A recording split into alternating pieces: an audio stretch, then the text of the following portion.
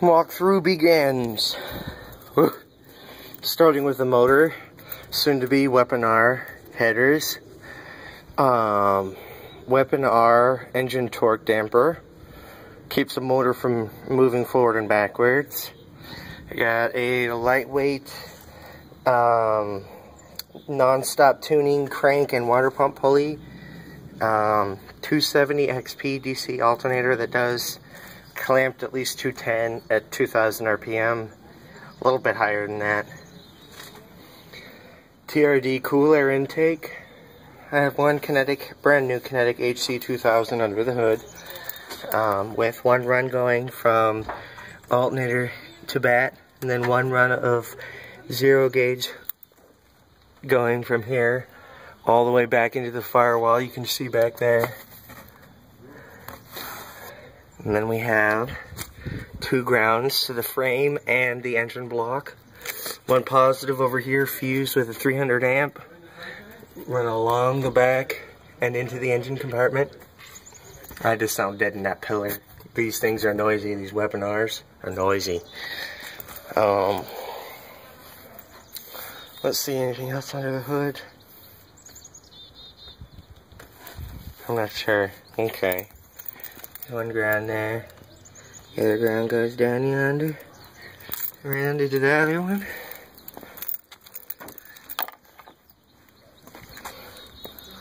Okay. Oh, I'll go to this side. I have two runs of zero gauge running up through the floor. Up here, you can see right up yonder, all the way up there. It goes through the firewall. I cut that foam, trim the foam so it's completely flat right here. You see no bump from the zero gauge. And the same along here, nothing.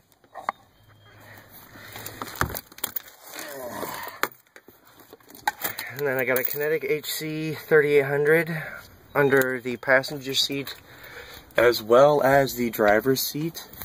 I have a Cobra DC to AC inverter for to run the computer while I do burp testing and whatnot.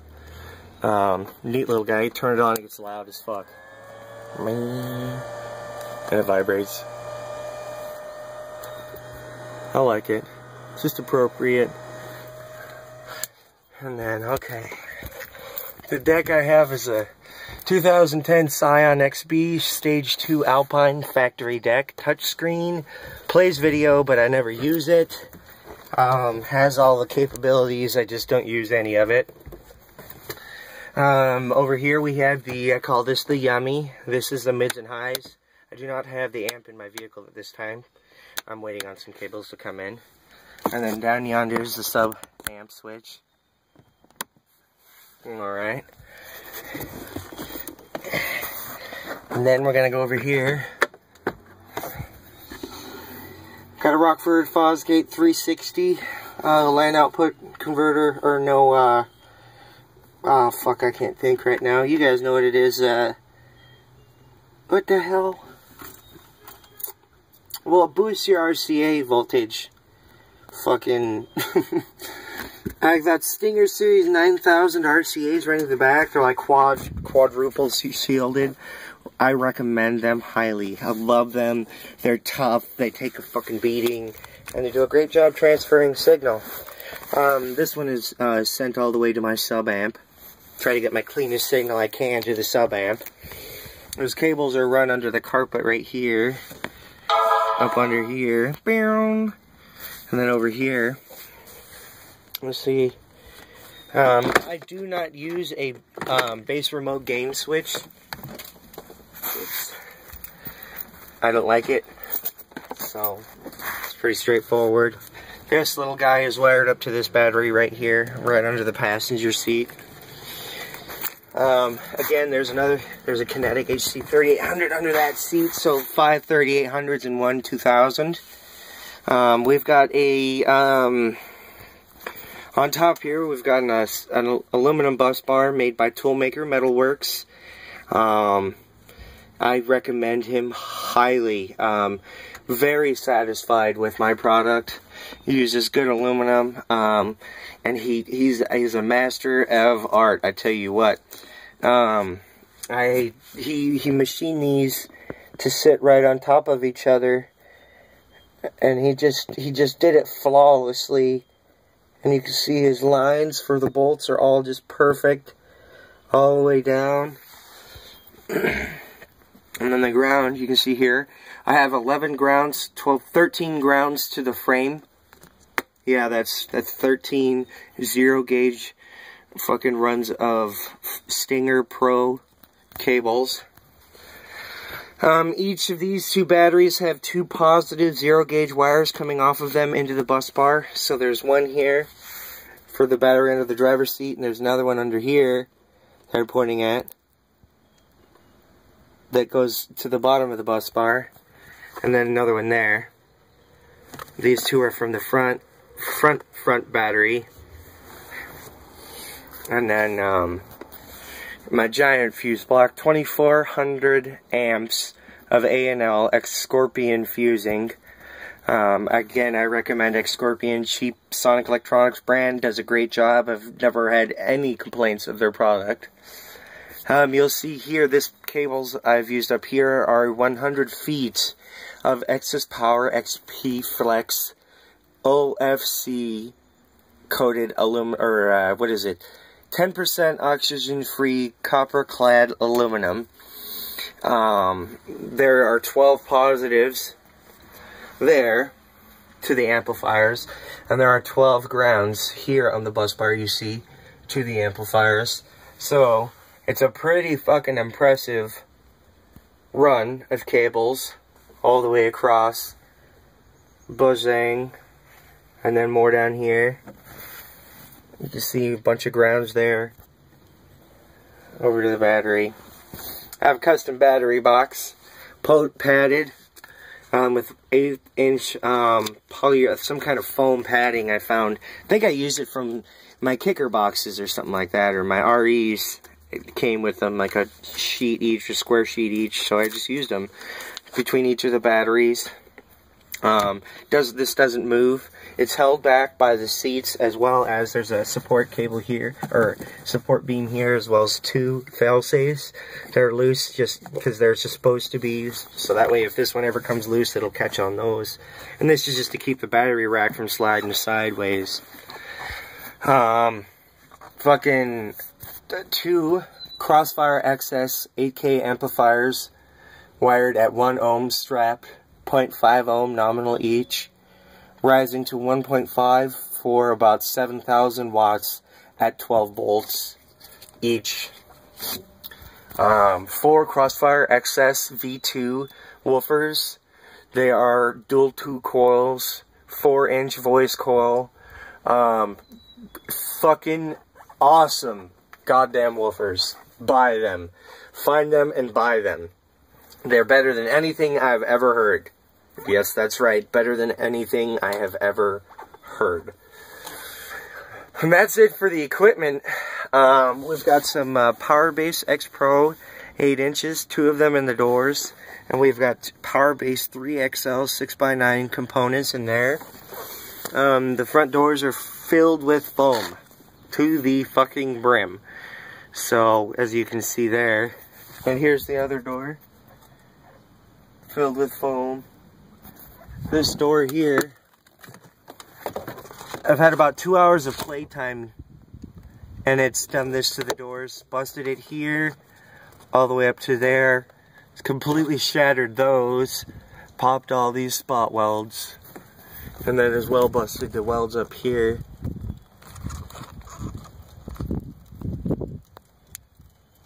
And then you can see the welds are busted right here as well.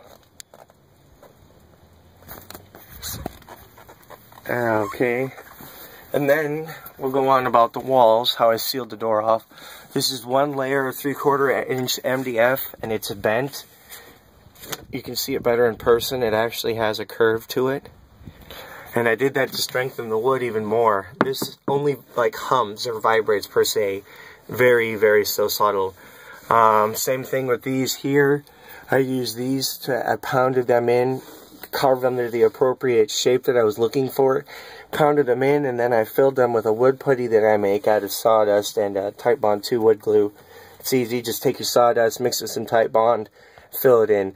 The more wood you add, the easier it is to sand, and the more brittle it is. The less sawdust you use, the stronger it is, the harder it is to sand. But its tensile strength is just ridiculous when you use a lot of the glue. You want it to be pasty, like frosting per se. So just fill it with enough sawdust and glue so that it doesn't run. The front baffle of this enclosure is 6 3/4 inch layers thick. Screwed, each layer together, and then I pulled the screws, screwed another layer on, pulled the screws, screwed another layer on. And then I ended up, the crossfires, RE triple X's I had were too big to fit in here. So I went ahead and had another baffle put on, as you can see here. Fucking port, huge. It's been so long since I built it, I can't remember the port dimensions. It is tuned at 31 Hertz for RE triple X's. This vehicle is peaking at 30 Hertz with these fucking woofers. It peaks at 30 and 37 Hertz. I can get louder at 30 Hertz. Fuck. So I did the same thing on the other side. One thing I didn't show you here are these panels I bought at Home Depot. I used spack screws and just shoved them in.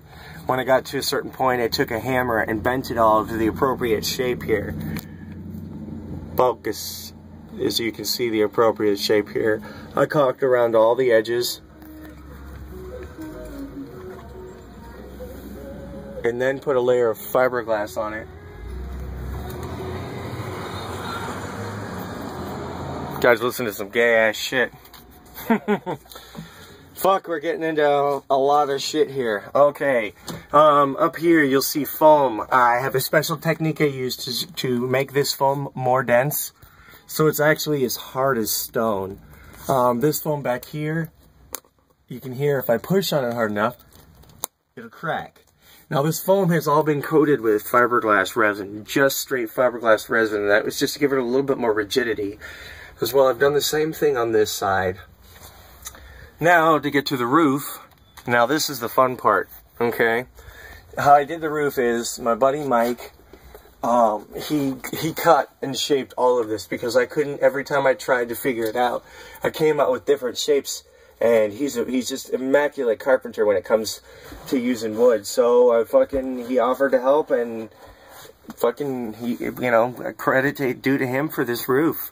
It was my idea, again, I got it to bow and bend with the roof. I don't know if you can see it very well, but that was, again, to add even more strength, which it worked successfully.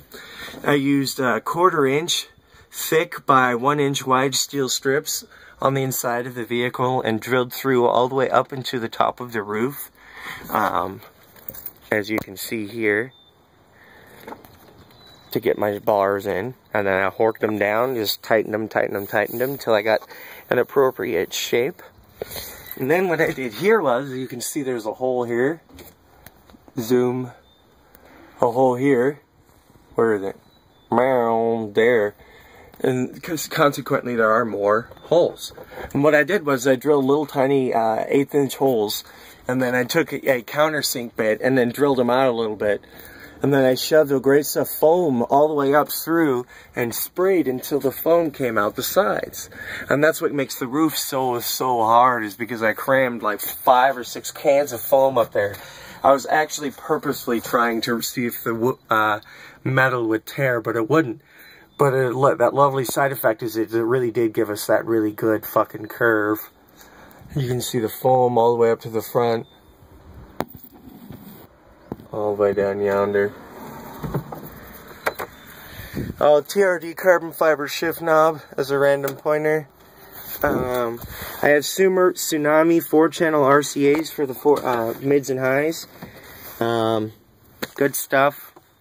Again, here's that just beautiful fucking Stinger bullet. Let's see, what does it say?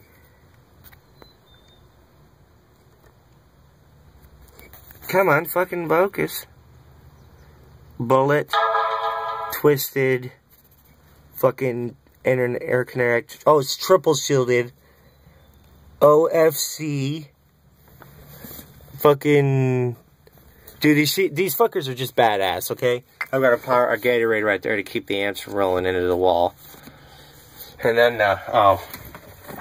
just to show you I ain't playing, when I say I got cable, I got cable.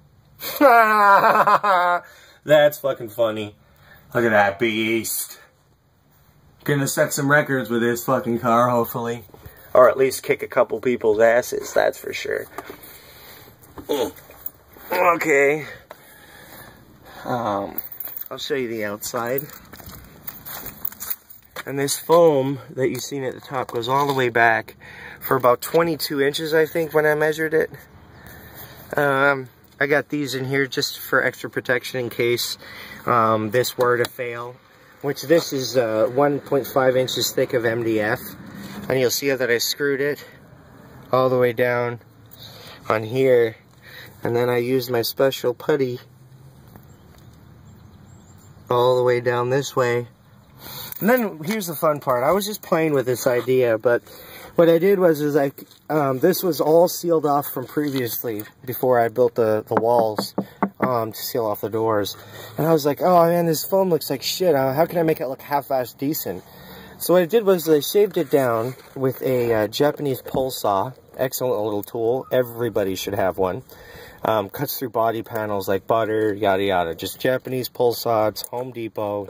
Cheap. Like $3, and it will save you hours of time. Anyways, and then I came over with a wire brush on the drill, and I smoothed it out until it was appropriate with the line of the body panels. As you can see, I'll go down. Yeah, I did it kind of half-assed, but it looks pretty good. And then what I did was I put fiberglass resin on here, and then I laid paper towels on top of it. Okay. And you can actually see, I'll show you on the other side, you can see the paper towels, but you can kind of see the texture that they have in there. And this worked excellently. Just cheap, quick fix, and I'm surprised it will probably be a permanent lasting fixture of my vehicle. It's relatively strong. It's not as strong as if you were to use fiberglass, but not all of us have fucking a whole shitload of money to waste on this. Now remember, people, I designed this for everyone to learn from. So that's why I left it all bare. Back here I have a bench. I still have to put the weight load straps on them. Box is 22 cubic feet, tuned at 31 hertz. Rear baffle is 5 layers thick. The sides are 3 layers of 3/4 inch, and the top is 4, and the bottom is 1. You can see this great stuff foam mess. And got a little cubby back here to keep some cables and my extraneous tools and whatnot. And up here, there's a lot of free space. This is where I put my laptop when I go to shows. TRD exhaust, you can kind of see her poking out there. Yeah, that's really about it. I got a fire extinguisher. And this is what I decided to sand this side instead of finish it and paint it to make it like glass again. I decided to just let people see what it looks like when it's sanded relatively smooth. And again, this here, you can see the paper towels really well, the individual layers that they have. You can see them right here. I think I used like fucking 8 layers of paper towels, and I mean, it's pretty strong. It'll break if you hit it with a hammer. It's fucking fiberglass, but you know, it worked really well. Very surprising. I have custom shocks in the rear. I'm looking into buying a new set of completely custom shocks for the whole car. Or springs, sorry, load springs, because I'm starting to sag pretty low. Well, this is a long video. I hope this explains a lot of what I've got going on in here. Enjoy. Thanks for fucking watching. Peace.